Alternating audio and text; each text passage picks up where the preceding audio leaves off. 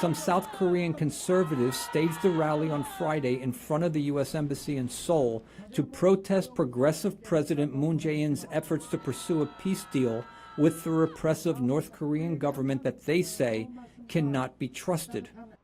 They only talked very vaguely about the denuclearization of the Korean Peninsula. What concerns me the most is the lack of transparency between Kim Jong-un and President Moon. But the vast majority of South Koreans support Moon's persistent diplomatic efforts to facilitate denuclearization talks between North Korean leader Kim Jong-un and U.S. President Donald Trump. At the recent Inter-Korean summit, Moon got Kim to affirm a broad commitment to rid the Korean Peninsula of nuclear weapons that opened the door for Trump and Kim to negotiate a more detailed agreement to end North Korea's nuclear program when they meet in Singapore in June.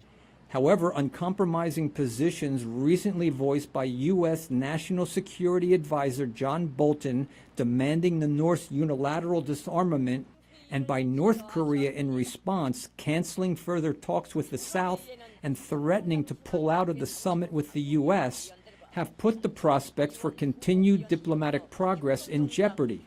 President Trump has tried to reassure the North Korean leadership that a nuclear deal would not weaken the Kim government, but would bolster it. This would be with Kim Jong-un something where he'd be there, he'd be in his country, he'd be running his country. His country would be very rich. But analysts say Trump and Kim's unconventional approach to diplomacy by rushing to meet before a deal is worked out runs the risk of being undermined by hardline elements in their governments. And I think there are questions in both Pyongyang and Washington about how the leaders are connected to their own bureaucracies. Maybe we're seeing evidence of that question even today.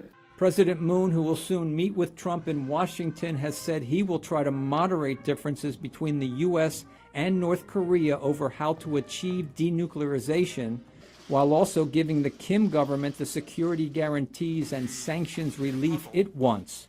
But Pyongyang has also taken on a more harsh tone with Seoul, with a high-level negotiator calling the South Korean government ignorant and incompetent, denouncing U.S.-South Korean military drills underway, and threatening to halt all inter-Korean talks. There are also concerns that China may have encouraged North Korea to take a more gradual approach to denuclearization by promising to ease sanctions no matter the outcome of the summit. Brian Patton, VOA News, Seoul.